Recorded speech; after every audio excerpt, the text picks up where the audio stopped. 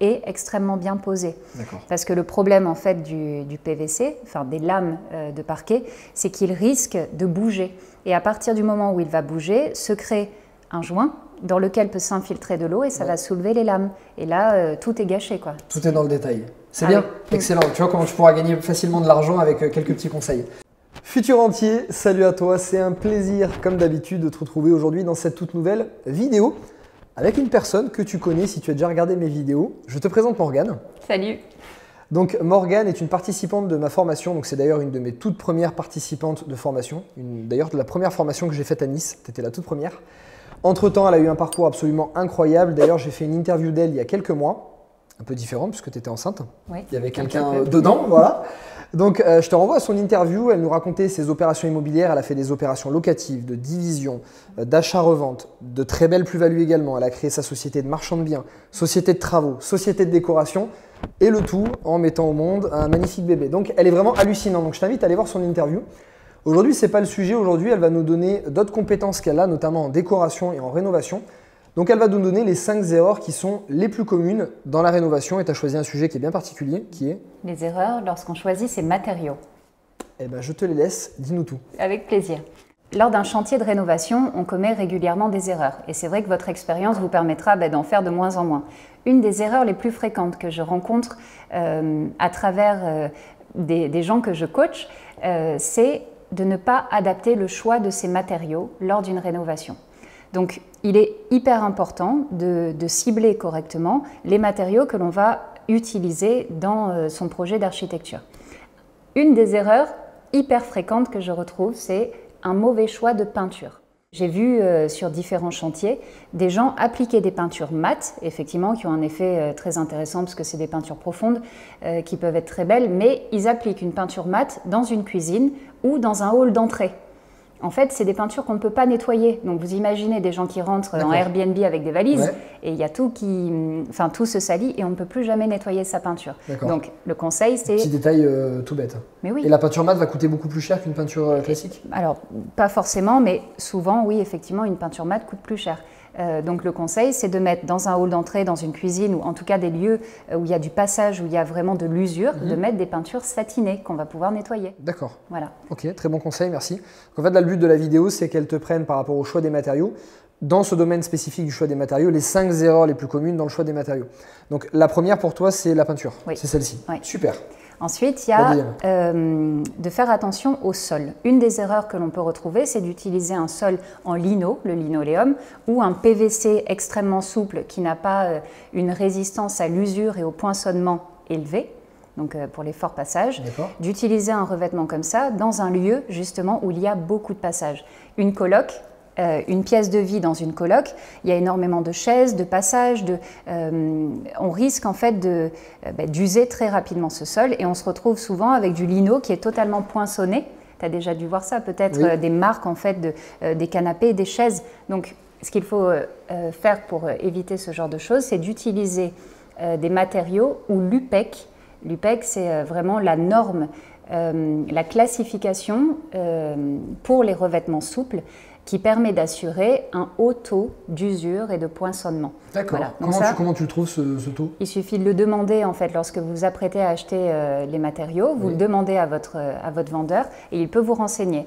Après, c'est pas parce qu'un matériau n'a pas de classification UPEC qu'il n'est pas bon.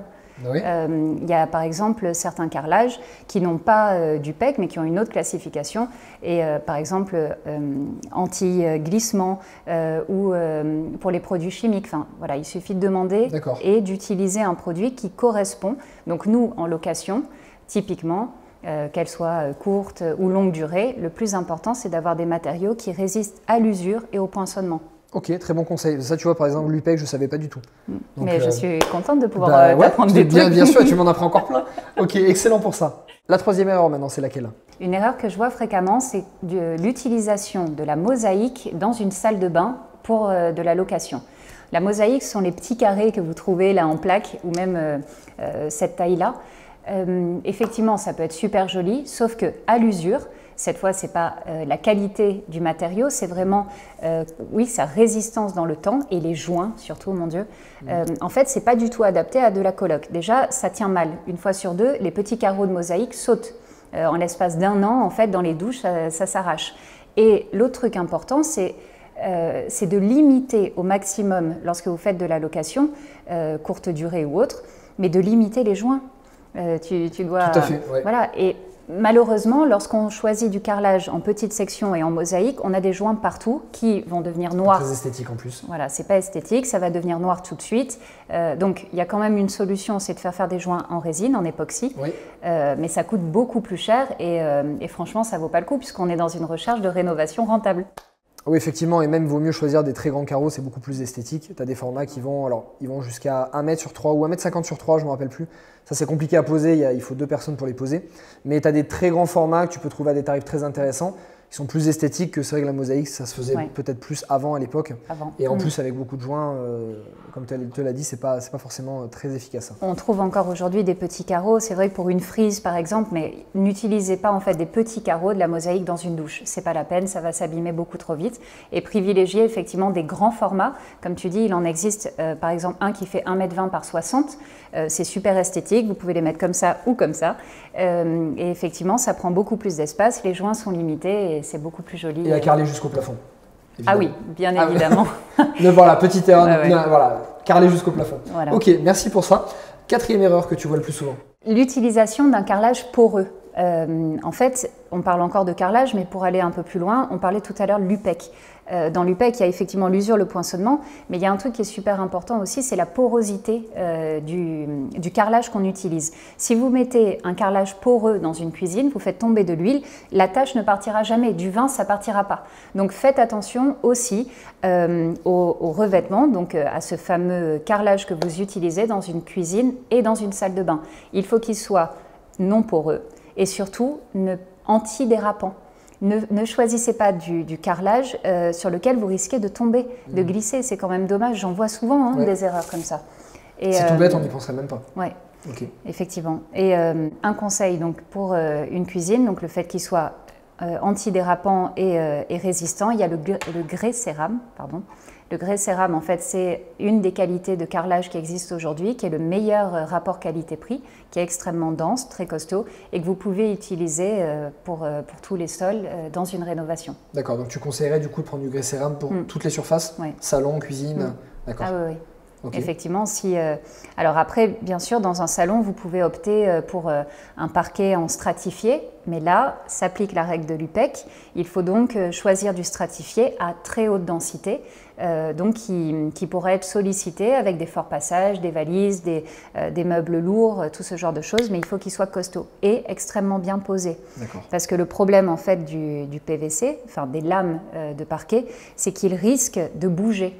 Et à partir du moment où il va bouger, se crée un joint dans lequel peut s'infiltrer de l'eau et ça va soulever les lames. Et là, tout est gâché, quoi. Tout est dans le détail. C'est bien, excellent. Tu vois comment tu pourras gagner facilement de l'argent avec quelques petits conseils. C'est vrai. Je te remercie pour ça, Morgane. Et on va finir par la dernière erreur, laquelle ? Alors, l'erreur, c'est d'utiliser dans une cuisine des matériaux qui vont se rayer, s'user lorsqu'on pose par exemple une casserole un peu trop chaude. Enfin, encore une fois, on parlait des erreurs, des mauvais choix de matériaux.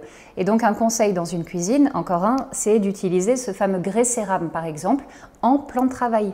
D'accord. En fait, aujourd'hui, on est capable de faire des impressions de carrelage, donc de grès, en imprimante numérique, et on a des résultats qui sont magnifiques, qui sont vraiment, c'est bluffant, quoi. On dirait vraiment du marbre ou des pierres précieuses, enfin pas précieuses, mais des pierres vraiment très jolies, de l'onyx, ce genre de choses, quoi. D'accord. Et on le retrouve donc en carrelage, et on a de très grands formats, ce qui permet de créer complètement un plan de travail. Ok.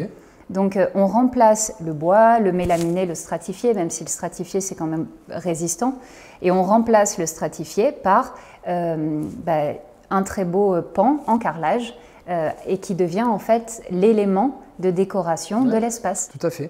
Je repense au plan par exemple que m'a fait Patrick, que tu verras aussi sur cette chaîne, qui est l'architecte qui s'occupe de mes plans pour la construction de maison. Et pour gagner en budget aussi sur un îlot central plutôt que de le faire en marbre, il l'a fait en carrelage imitation marbre, qui rentrait très bien. Et c'est vrai que ça fait vraiment la beauté de la pièce. Et en termes de coût par exemple, si tu dois comparer à quelqu'un qui prendra un plan de travail classique par rapport à un plan de travail en carrelage, on se situe comment en termes de coût? Alors classique, ça peut être du simple au double, hein, bien sûr, mais un plan de travail de très mauvaise qualité en mélaminé par exemple, chez Brico Dépôt ou Leroy Merlin, on est aux alentours d'une centaine d'euros, 150 euros à peu près.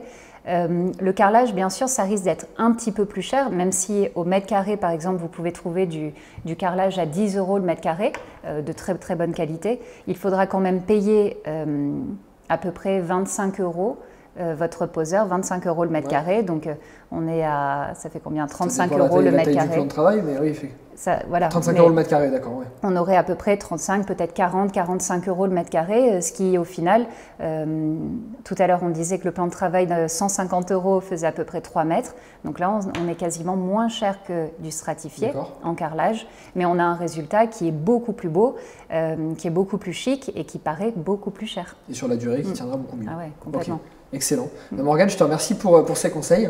Donc, j'espère que tu as apprécié les conseils de Morgane. Morgane, avec toutes ses activités, va bien voir son interview avant. Tu vas comprendre un peu tous ses investissements qui étaient vraiment magnifiques. Je te remercie. Elle continue de se développer. Elle fait énormément de choses. Elle donne du coaching à des personnes puisque depuis qu'elle me connaît, elle a pris goût aussi à la formation. Donc, elle donne aussi du coaching, elle donne du conseil. Bref, elle développe énormément de projets en même temps. Donc, je t'invite à la suivre. Tu iras regarder en description. Elle est très, très motivante sur Instagram. Tu iras voir sur Instagram. Et tu iras regarder un petit peu tout ce qu'elle fait. Comme d'habitude, futur rentier et future rentière pour toutes les femmes qui nous suivent et qui apprécient les femmes entrepreneurs qui se bougent, mets un like sur cette vidéo, hein, ça me motivera à te trouver d'autres profils très intéressants comme ça, comme Morgane. Écris-nous en commentaire ce que tu as pensé de cette vidéo, les conseils qu'elle a pu te donner et j'espère que tu les as appréciés. Et d'ici là, comme d'habitude, je te souhaite la patate, la motivation. Et là, tu sais plus. Et je te dis à très bientôt. Ciao, ciao. À bientôt.